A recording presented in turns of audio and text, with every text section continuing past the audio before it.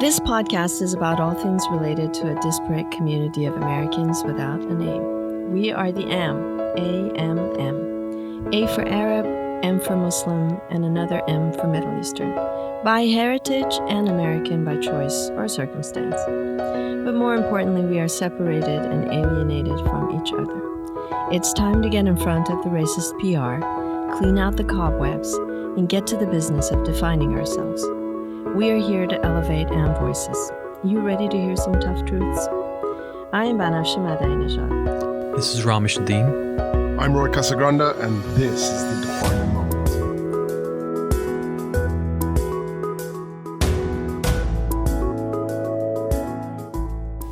I'm Ramesh, back again, he and they pronouns. And who else do we have with us? Banafshe, do you want to introduce yourself? I'm Banafshe. Good to be back. Cool. I'm Ameera, she, her, hers pronoun on St. Paul, Minnesota on stolen Wahpekute and Ocheti Sakowin land. Thank you for that, Ameera. Mm-hmm. Ameera, you were telling us that you did a bit of a grounding practice or a meditative practice before coming into this space. I'm really curious to know what that was, if you want to share or not. Yeah, it's a simple, closing my eyes so I'm not distracted by a laptop in front of me or a cell phone, any of those things, or my responsibilities and obligation of hopping onto a Zoom call in 2 minutes. Yeah. So I just closed my eyes, and I did, after a couple of deep breaths, I did a body scan. Mm-hmm. That's where I kind of look at it as slice by slice. I go from the tippy top of my head down, and sort of examine every part of my body as a slice and see how is it doing, how is it feeling, all the way down to your feet. And when I was more consistent about meditation, to be completely honest, I would do that for a full body. And now that I've been in and out for a long time because I've just been in a better space, so I haven't really had a need, quote unquote, to meditate. So I usually get down to about my waist, and then my mind takes me elsewhere and I get distracted. But that is the goal. That's what I end up doing. And it perhaps I should get back into the guided meditation game instead of the just complete silence, because that'll just help me stay focused. But yeah, whether or not I fully complete a meditation, the practice of being meditative, I think is really important, more important than people give it credit, in the corporate world as well, right? Which I'm a full-time DevOps engineer. It's some computer engineering stuff. I make CI/CD pipelines, continuous integration, continuous deployment. Those words mean nothing to me, and I'm so glad that I don't have to know how any of that works. But yeah, I do enjoy my job. I think I remind myself actually that kind of frequently that this is my dream job. I literally have the job that the best ideal job that I could have for this time period. I'm working remotely. My team is fantastic. My boss, while white, is a woman, and who I suspect might be mildly autistic, because I and her communicate really, really well on a wavelength. And there's a whole study about how autistic people communicate very effectively with each other, but not necessarily with neurotypical people. So we communicate really well. She's extremely understanding, and the team itself is working with making predictive models based on social determinants of health, which are predictors that typical healthcare system does not take into account when giving diagnoses or cures, or prescriptions, right? So if someone, for example, is of a certain race or lives in a certain zip code or lives closer to a fast food store than a grocery store. All of these are like huge predictors of their health, right? And there are also a lot that are not like super obvious, like being a dog owner is a positive predictor of health, or like reading a newspaper as well. Yeah. But oh yeah. my goodness. So she's a DevOps.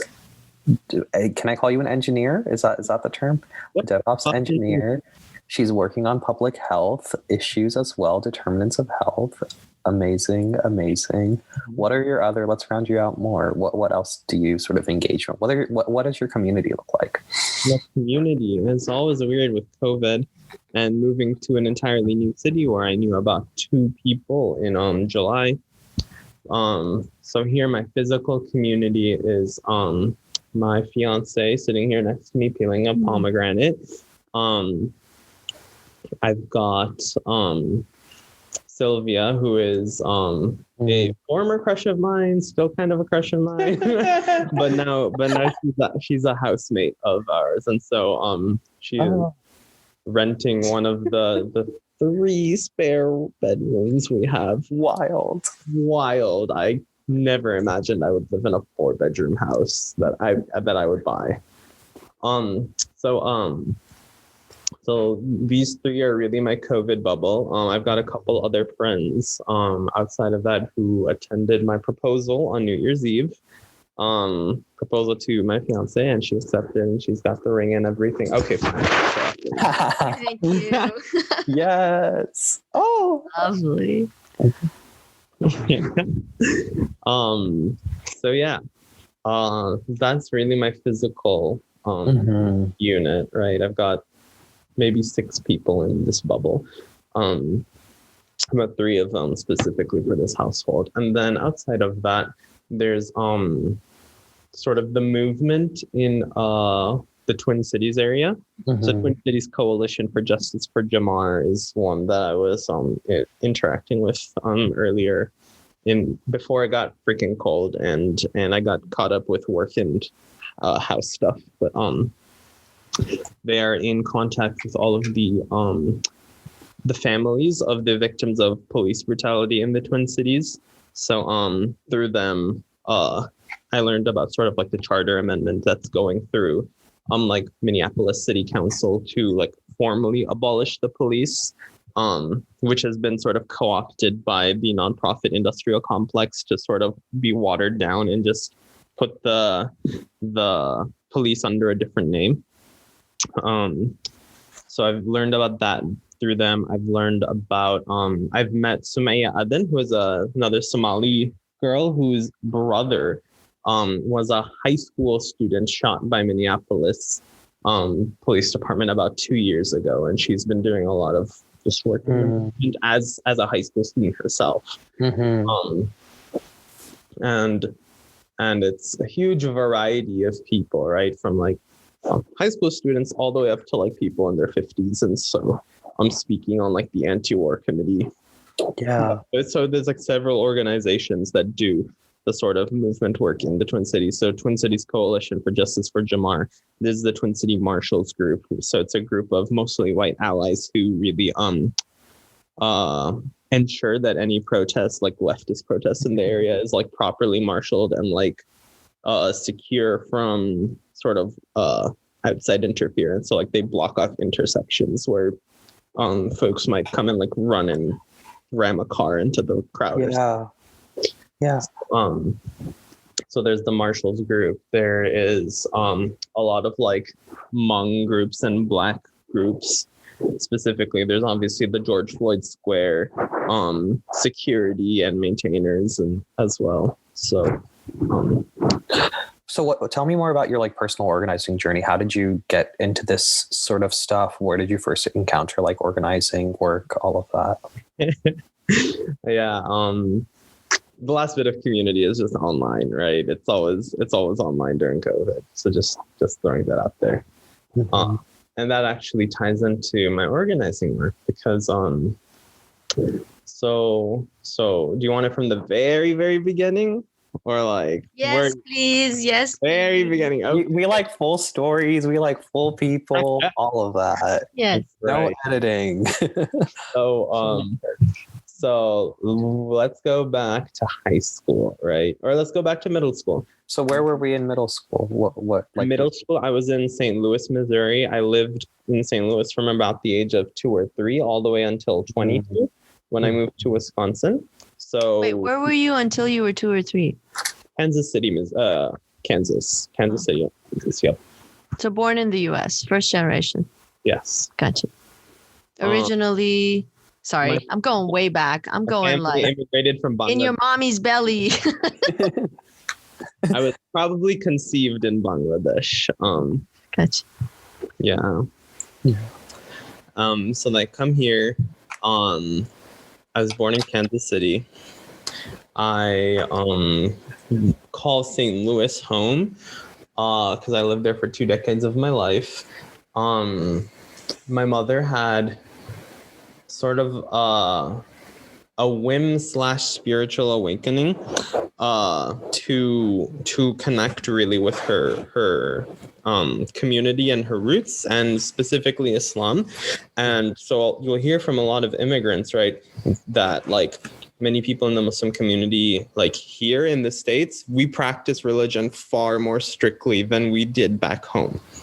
You hear this from a lot of immigrants. And I think the reason is because here in the US, you're surrounded with like a foreign culture, a bunch of people who don't understand your language or your like sort of mores or any of those things, right? So they really hold on to like religion as sort of a grounding point. And so so my mom really became invested and heavily involved in the Muslim community of St. Louis. What did this Muslim community look like? Like what kind of ethnic groups or languages were used in the space? What was the food like? Who made it up? Dominantly Arab and Pakistani Indian. Right? So I was maybe one of like 2 Bengali families that like consistently attended prayers that I knew of. But so I was a minority as a Bengali person. And that was a lot, but I eventually in middle school, so from 5th to 7th grade, the equivalent of those years in 2007 to 2009, I was a full-time student of Quran, and I memorized the entire Quran officially and received the title of Hafidah on March 3rd, 2009. MashaAllah. And from then on, I was invited to lead a lot of like sort of Jummah prayers or Taraweeh prayers or throughout the entire like greater St. Louis region. There's maybe 30-40 mosques all scattered across the St. Louis region. Yeah, the Hafizes go on tour right after they complete it, right? Exactly. So I was heavily involved in that. I led Taraweeh in a bunch of places. I also was religious chair of the MSA when I finally entered college. So I really was invested and felt like a pillar of my St. Louis community, right? Of the youths, as they say. But in high school, right? So I was in high school.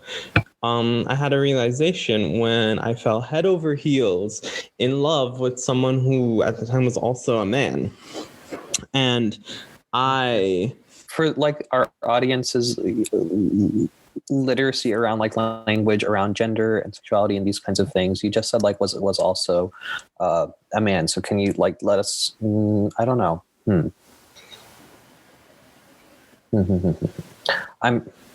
But not sure what question I was trying to ask. Yeah. I guess a lot of trans folks identify with the narrative that I used to be a man and now I'm a woman for like trans women. And a lot of them identify with the fact the narrative that like I have always been a woman. I just didn't realize it, right? So there are different narratives which are all valid around this discourse, and I personally take the view of for me personally, I can't speak on anyone else's experience, but for me, I would say that I used to live as a man, I used to be a man, and now I am a woman. Right. So Thank you for that clarification, Ameera. Yeah, and every trans person's interaction with like gender over the course of their life can be different and all of that good stuff, right? yes. That also gives me the opportunity to call myself an X-man. So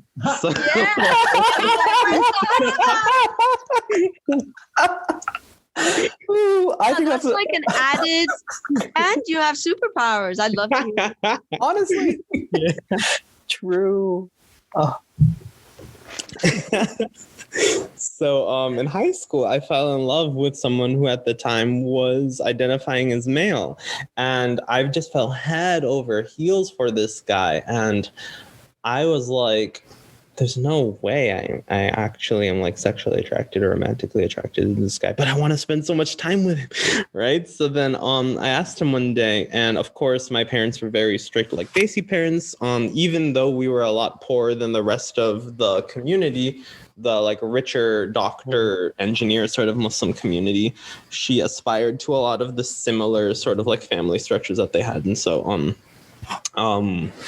one of the things my mom always like made me do was like obviously get really good grades and never go out unless it was like related to something that was like kosher in her eyes. So the only way I would have an excuse to spend more and more time with this guy who I was madly in love with. It's the school project, right? It's a school project. So I asked him, can I be your science fair partner? And he was like, sure, I guess. I didn't really want to work with a partner. I was like, please.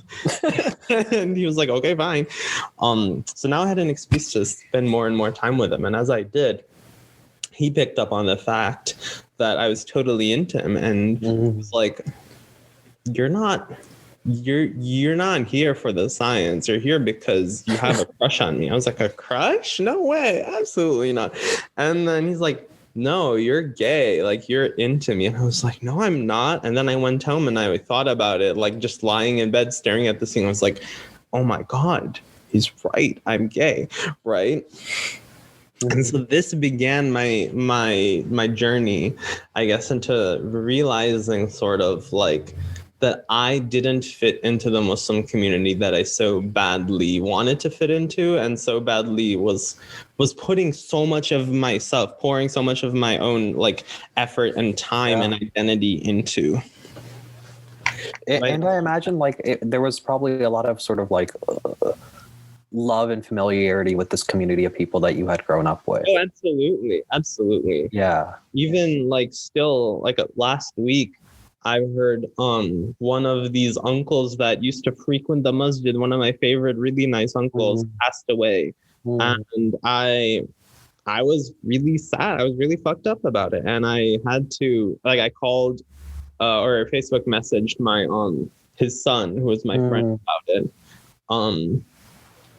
And even though a lot of these community members really don't associate with me anymore because I'm trans, and we'll get to that later a little bit, he was still at least appreciative of me reaching out and like remembering like, yeah, I do care about my people.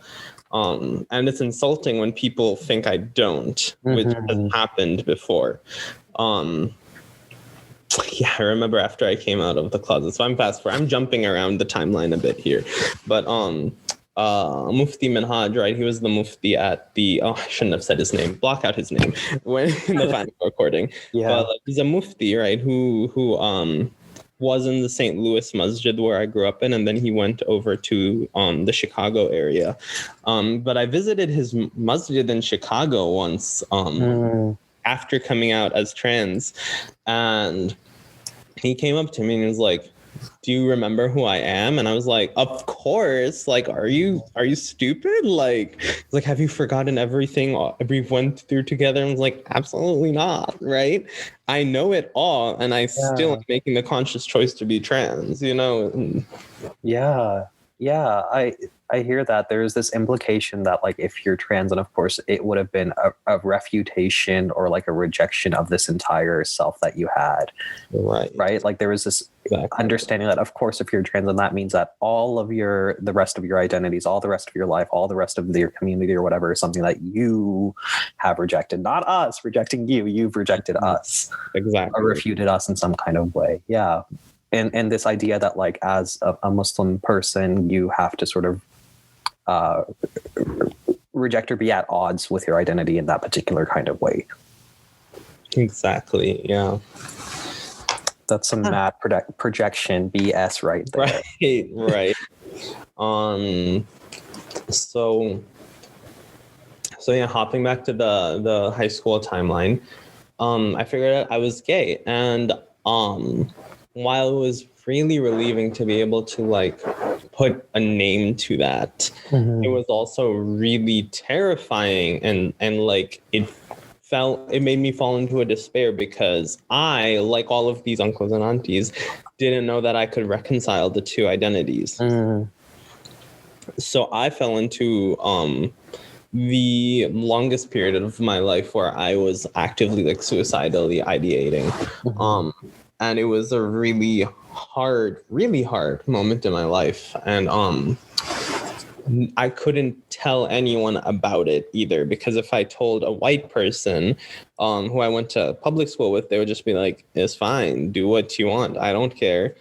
Which isn't the response I needed. Yeah. And if I told a Muslim about it, they would be like, that's haram, you're going to hell. And I was like, I already know that very, very, very intimately. And so I was really stuck between these two hard places, and I didn't have anyone who I could sort of pour this out. And it was really hard. I do not know how I functioned during that period. I happened eventually, because, stereotypical brown high school achiever that I was taking college classes in high school. So I took a couple of classes at the community college, and I was driving there. And I happened to take the same classes as another Muslim from our community. And so him and we would drive back and forth to our classes in carpool to save gas. And along the way, we would chat a lot. And he was a lot more emotionally in tune. It's always the straight men who are Pisces that I get along with. I don't. What's your sign? I'm sorry to interrupt this. I'm a Sagittarius Sun, Virgo Moon, Aquarius Rising, the same big three as Nicki Minaj, if in case you were wondering. Wow. And I'm also a Capricorn stellium. I'm unsure what a stellium is. It means you have 4 or more planets in the same sign. So I have 5 planets in Capricorn. Okay. A lot of Capricorn. But so he was a Pisces. He was as stereotypical Pisces go, emotionally in tune. And so when I talked with him, I was like, yeah, look, I eventually was able to come to the point where I could open up to him. I felt I could trust him and say, hey, I'm gay, and I don't know how the fuck I'm going to reconcile this. And he's like, yeah, that's really fucking hard, because I'm part of the Muslim community. I go to the same masjid you go to, and I know what they say about gay people. And like, I don't know how in the hell you're going to reconcile those two. Right? And so we talked for an entire 2 semesters while we were doing this commuting thing about this and fleshing out a space for each other. And to this day, I consider him one of my best friends.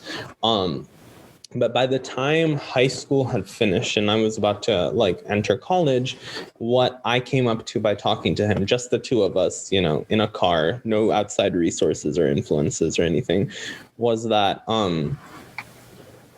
for me to reconcile my Islam, my faith, and my sexuality, I could be gay. I could be openly gay and proud about it, but I couldn't have sex. I couldn't have homosexual sexual relationships. That was the conclusion we came to. That's such a medieval that's such a medieval Islamic textual position. Exactly. It's just, but coming from a conservative like highly conservative background, that was the closest reconciliation I could come to. And it was enough to like make me like depressed, but not suicidal. Yeah. So it was a step in the right direction for me. And so I enter college with this mindset. I remain closeted to everyone at the MSA because I am the religious head and like one of the only couple of Hafizes on the entire MSA. So again, it's like this idea of like who is religious and who actually isn't, you know. So I played that game for a couple of years in college. Good Muslim, bad Muslim. Yeah. So in about October of the school year that I was there as a freshman, 2014, about 20 minutes north of our campus and St. Louis University, so yes, I remained in St. Louis, was the shooting of Michael Brown, Ferguson. And so with the shooting came the uprising of Black Lives Matter protests all across the country, but especially in St. Louis, downtown St. Louis, and also they came onto campus, and the protesters also came from the student body.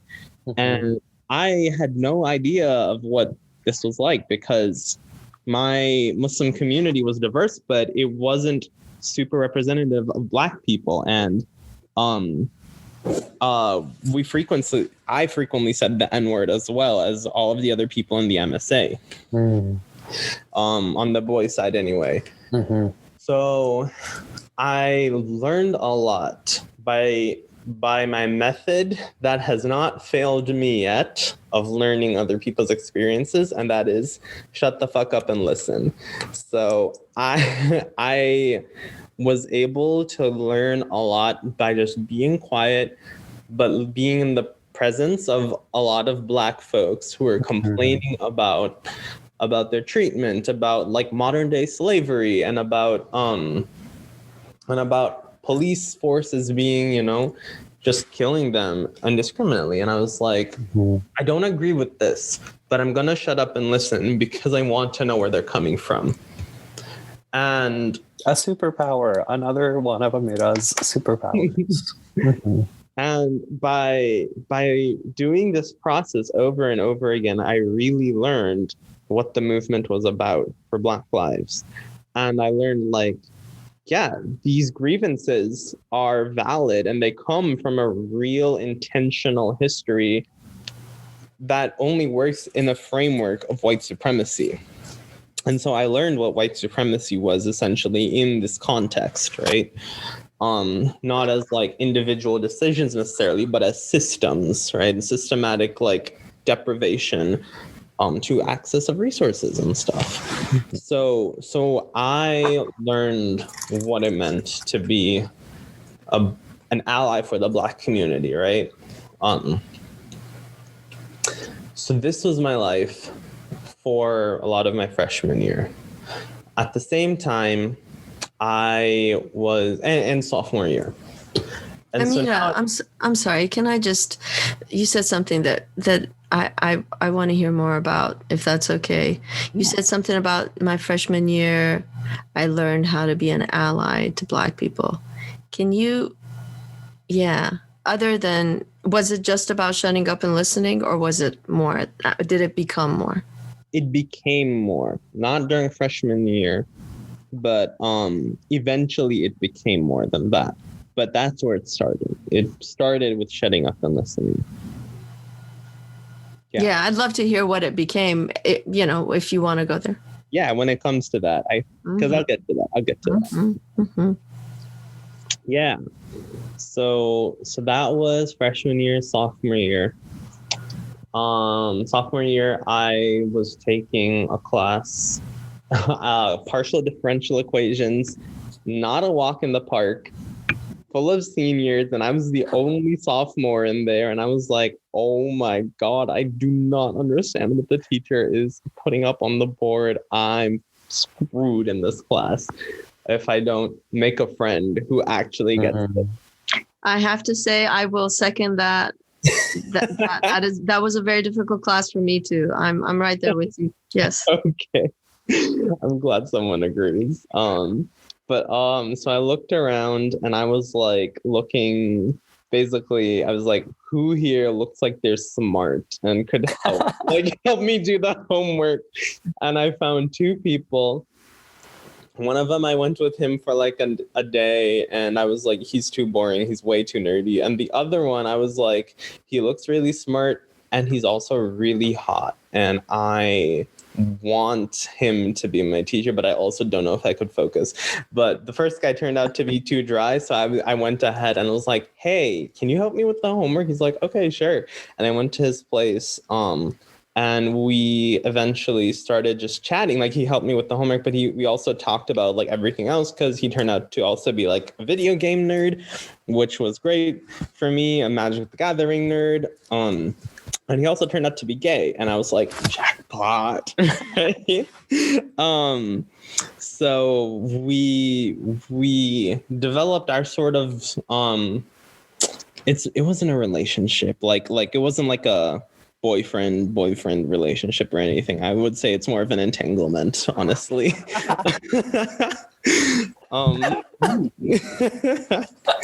But I went through that class. I got a B, which I'm very happy with. I got a B because this boy helped me out the whole semester. And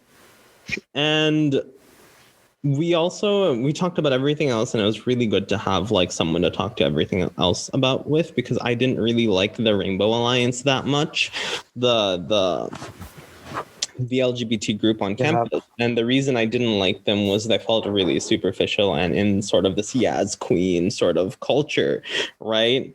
Which I wasn't familiar with, and I was like, this doesn't really jive with my sense of like religiosity or anything at that time, right? So I really didn't associate with them, right? And it felt kind of shallow. That's the word, shallow, right? So, but what I had with him was not quite so shallow. And so I was like, great, I'm glad I'm developing a deeper relationship with someone who is actually queer. So the semester... Ameera, was this person Muslim or not Muslim? No, he was an atheist. He was an ex-Christian. He was raised up very, very Catholic, and then he left the church entirely and became an atheist. This was one of our conversations we had, right? I had many conversations with him, not about math, and that was one that he was talking about his atheism, and another one that we had actually was about drug use. And he's like, yeah, I drink a lot of alcohol, as you know, but like I wouldn't smoke. I do weed every now and then, but like I haven't done any hard drugs or psychedelics or anything. And I was at that time like, and actually no, this hasn't changed, but I was like, I've never done any sort of smoking like weed or tobacco. I've never drunk any alcohol. I'm not really interested in all of these like small time drugs that are also addictive, or anything that's addictive, but I would love to try like LSD. He's like, okay, like 0 to 100, whatever floats your boat. And then over winter break, I ended up hanging out with like that same high school crush, incidentally. And he was like, I have acid, like I'm selling it for $10 a hit. And I was like, hold the phone, what? and I called Rox. So his name is Rox, right? My math tutor / entanglement person. His nickname was Rox. So I'm like, hey Rox, do you want to take acid with me once we are back? And he was like, how much is it? He was like, $10. He was like, yeah, I'll totally do that with you. So I was like, great. About 2 tabs I just kept in my backpack, forgot about it the rest of, didn't forget about it, but tried to ignore it as best as I could the rest of winter break. I came back. It is now the new semester, January 2016. I pull up 2 tabs at the end of my first week of, okay, so it's first week of classes. Now it's Friday. This weekend is the first weekend of the semester. It's also the weekend of MSA's annual huge conference. Which was taking place where that year? At St. Louis University. At St. Louis University, but I was like supposed to be one of the volunteers, helping out organizing and stuff. But Friday was a basketball tournament, so I was like, I helped out for a little bit, and I was like, I'm done here. I'm not a sports person, you know. But like, yeah. So bye. See you tomorrow. I was like, great. So then I go over to his house. We count down 3, 2, 1, and then we take acid together, right? And so I'm there with acid. I'm waiting for it to hit. I don't really feel it. Eventually, I do feel it, and he feels it. And what our consciousness, my consciousness, comes to, while I'm on acid, is I say to him, rocks. And he's like, what? And I said, I love you. He's like, thank you. And I said, because I love you, I want you to convert to Islam. This was the mindset I was coming from, right? I had grown up with this like sort of Muslim savior complex almost, right? So I was like, because I love you, I want to save you from hellfire and I want you to convert to Islam. He's like, that's not going to happen. I was like, why not? And so then we began this sort of debate about God and the existence of God and like the morality of worshiping God and everything while on acid. And I present to him like the watchmaker argument, if you're familiar with that. Should I explain it or? Sure. Talk us through it. The watchmaker argument is essentially the argument where it's like if you're walking in a field and you come across a watch, right? You pick up this watch, you look at it, it's very beautiful, it's functioning properly, full battery, and you're like, I wonder who made this watch, right? And so you're implying with that there is an intentional like being with intellect who created this watch. And I was like, so here's the watchmaker argument. How can you, like, the earth and the universe is so perfect that it sustains life and we can have like these higher orders of thinking, like, how is that not intentionally made by a god, right? And I still believe this argument, but while I was on acid, he presented to me a different perspective. And his perspective was, well, what if we are such simple creatures that can only see in 3 dimensions and understand the passage of time is linear and like dimensions as, you know, length, width, and height? If that's all we can envision, even though there are so many more dimensions that exist that we cannot even perceive, we can only mathematically calculate. There are all of these other ways of existence, right? That implies that we are such simple beings that we cannot perceive the complexity of the universe itself. So what seems perfectly arranged and made for us is in fact a product of random chance because of laws of physics that we have not even discovered yet. And I was like, wow, that's a really good point, right? And I mean, even today, I don't believe that humans are just 3-dimensional beings. I don't think time is linear because people have seen the future, right? On shrooms and before, you know, and by talking to jinns and everything, time has not been linear. As well as I believe that humans are multi-dimensional beings in 3-dimensional bodies. So I was like, wow, that's really true. And then we keep continuing and doing other arguments back and forth until I looked into a mirror, or I felt like I was looking into a mirror, and me, Ameera, I was a Muslim. I come with all of the baggage of Islamic theology and like social understanding. And I'm looking into a mirror and seeing the reflection of rocks with his entire idea of these laws, higher orders of laws and physics that we've never even discovered, and staring back at the same mirror, that same midpoint, from 2 completely different perspectives. So what it felt like, we were seeing the exact same reality and neither of us were incorrect. Both of us were exactly correct in the capacities that we knew. So then what that led me to understand, That's such a deep empathy. Like how much more empathetic could you get? That's beautiful. Exactly. And so then I realized, well, it doesn't matter if I'm Muslim or non-Muslim. I'm still a human being, and I am entitled to worship or not to worship, to show reverence or not to show reverence to that being or lack of beings or laws of physics or whatever that have created us all. So then my bright mind decided to go onto Facebook and post, I'm now an atheist. And I came out of the closet as an atheist that night. And this was during the MSA conference. Yeah.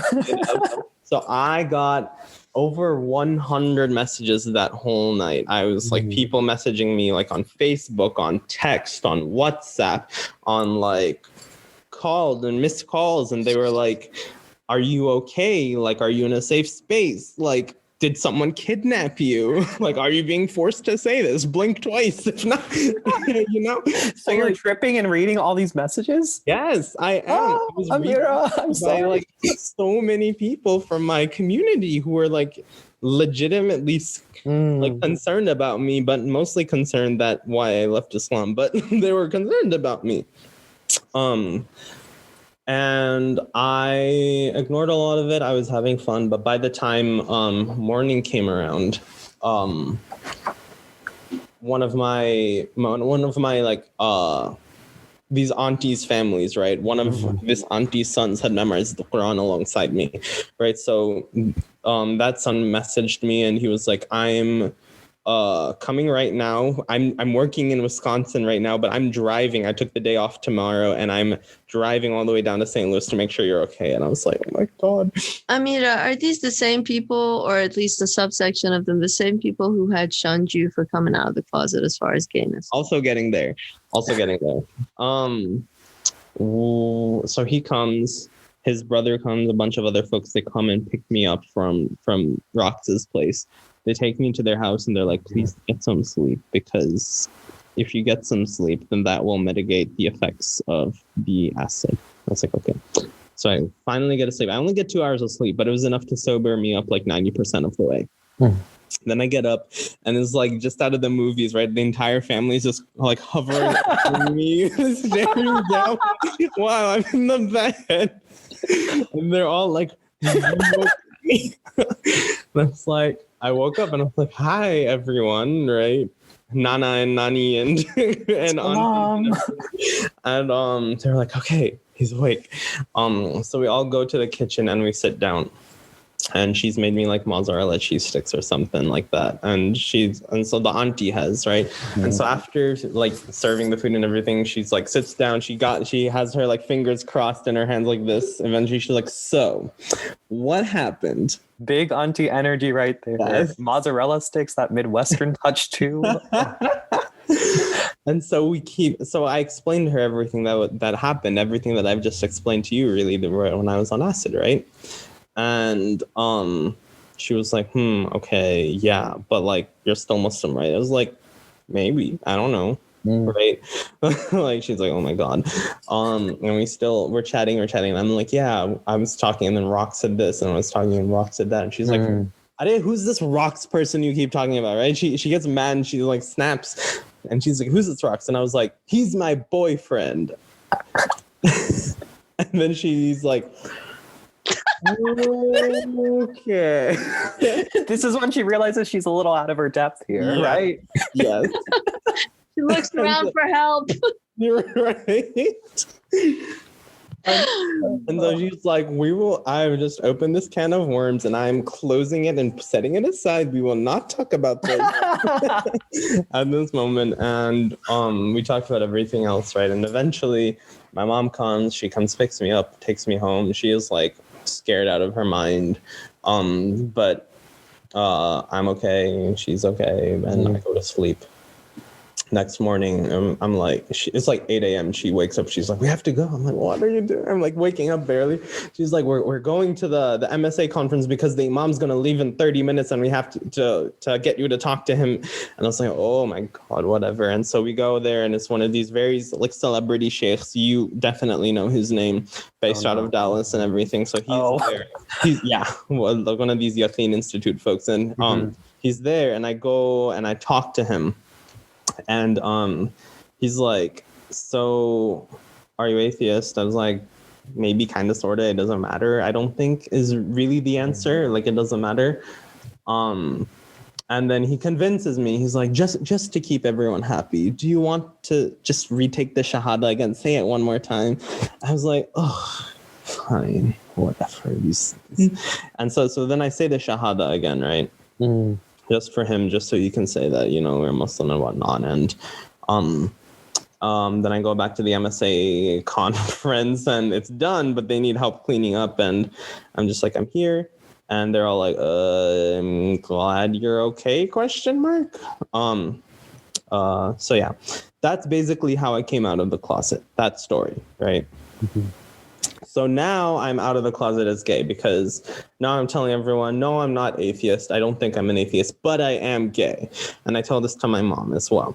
And she doesn't believe it at first because she's just that way. And eventually she's like, okay, you're not atheist. I'm very confident in this fact. But what about this gay thing, right? And so then the homophobia and stuff starts coming out that I have to deal with directly instead of indirectly. So a lot more tension starts building up. I applied to be an RA for the next semester, and I received that position, but we're not there yet. I also ended up going to the MSA conference. I mean, a different MSA conference that was like pan-Midwestern, so people from a bunch of Midwest states came. And it was like a bunch of competitions. Yeah. So people did basketball, soccer, quiz bowl, and I did spoken word for the first time ever because I had seen it last year and I didn't know about it before that. And I saw the power of spoken word and I was like, I'm doing it next year. I don't know what the hell it's going to be about, but I'm going to do a spoken word. So my spoken word is about me coming out of the closet. So I come out of the closet again, and we know many queer people do not come out all at once. They come out in stages oftentimes, right, with different audiences at different times with different people. So I come out of the closet on stage performing a spoken word in front of hundreds of Muslims in Knoxville, Tennessee. I am met with mixed reactions. Some people are like, thank you so much. You're so brave. People need to talk about this. Some people are like some of the organizers officially apologized on behalf of the organizers for allowing me to perform the spoken word. I still got third place, so I can run that flex. And I was met after the spoken word performance by someone who was like, that was so beautiful. That was so powerful. Thank you so much. I know it's not much, but I have one friend. She's also Bengali, like you said, and she is queer inclusive and is really supportive of queer people. So can I introduce you to her over Facebook Messenger? I was like, okay, sure. I've never been to New York in my life, but whatever, go ahead. So then she introduces me to her. And if you know this woman, if you know New York politics, this woman actually is Shahana Hanif, who this past year was the first Bengali Muslim to run for like a city council seat in Queens, New York. So she was really cool at the time and she was still really cool today. But she was like, yeah, like, I'm so glad that I was connected to you. Can I add you to this Facebook group of like that has many queer Muslims in it? I was like, okay, sure. And so she adds me to this Facebook group called Radical Muslims. It's like got a Saudi guy on a skateboard with a rainbow background. So it's like radical, it's like tongue in cheek. But I'm added here. And this is the first time in my life I meet virtually other queer Muslims. And that was so powerful because I was like, whoa, I'm not the only one. I totally thought I was the only one who actually was Muslim, still Muslim, and hasn't become an ex-Muslim, and who actually still cares about the religion. So I met all of these other people who are like, my queer identity and my Muslim identity are not at odds with one another.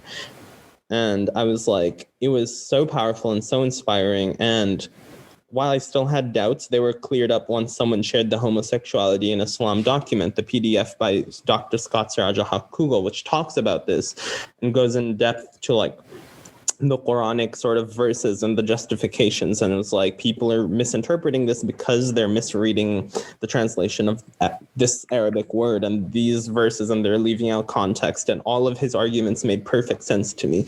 I was like, wow, like, I really can be a queer Muslim and be holy and be like whole, and not have to have those two things be at odds with one another. So that was the first big breath of fresh air. And so that's where that group is also where eventually, where eventually I came out as trans, and eventually I was connected with the Advocates for Youth, the Muslim Youth Leadership Council, right? That's the group where that happened. But that came out, that came after I came out as trans.